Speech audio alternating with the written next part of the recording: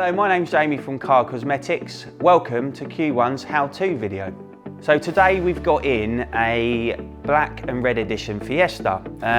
It's got a front corner bumper which has got some lacquer peeling from a previous repair. So I'm going to be doing a small smart repair to bring that bumper back to life.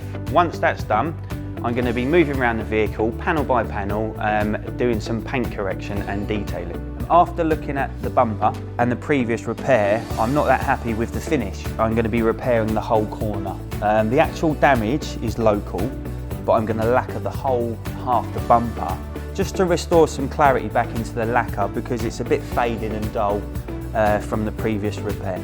I'm just going to be sanding this area down, but just before I do this, I'm just going to mask up the fog lights around here. Just to give it a bit of protection in case I slip, which can happen in case I slip with the sanding pad, because I'm not actually going to be painting this section. This is all going to get masked up.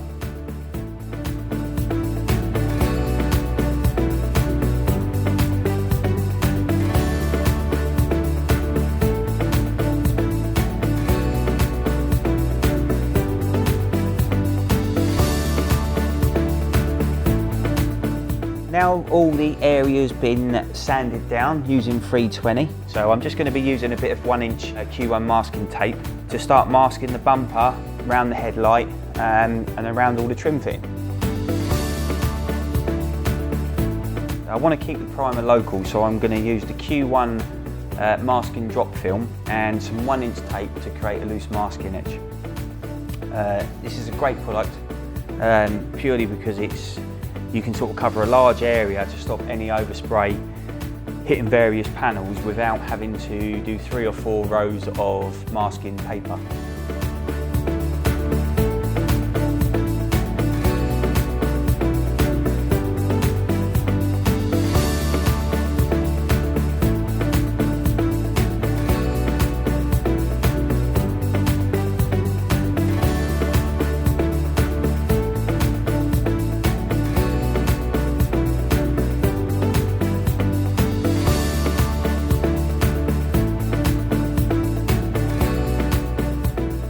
Now I'm going to mask up the car with Q1's premium protective film. This is going to protect the car against any unwanted overspray, dust and especially lacquer landing on the vehicle and potentially leading to a more polishing later.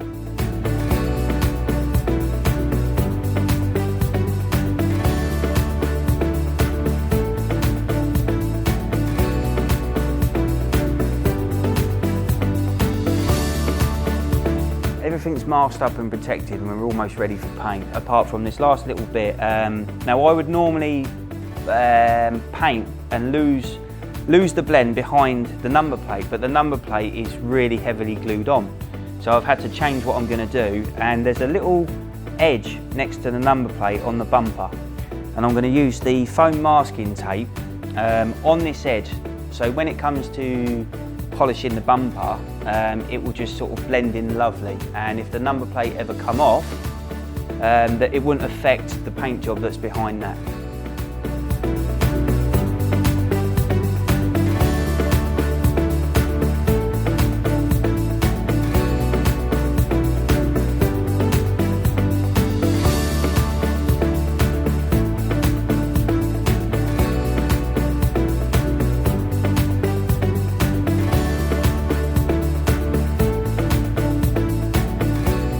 So what I'm doing now is using Q1's premium trim masking tape. I absolutely love it because it's when I'm doing tops of doors, it's really good at protecting the rubber trim. Normal tape tends to peel off, whereas if you use the Q1 trim masking tape, the plastic actually stays in the door and keeps it protected, and I don't have to keep changing the tape. It just fits in really nicely.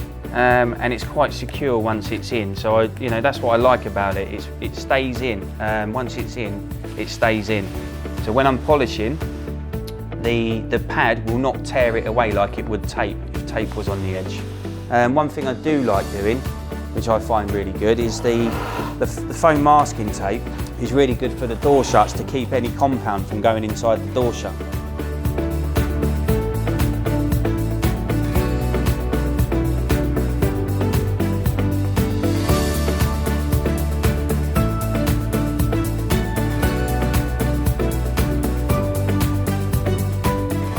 So I've just given this Fiesta a couple of stages of polishing. One was a sort of medium to hard cut, just to reduce the swells and scratches, and the other was just to sort of finish it off with a polishing compound, just to enhance the paintwork.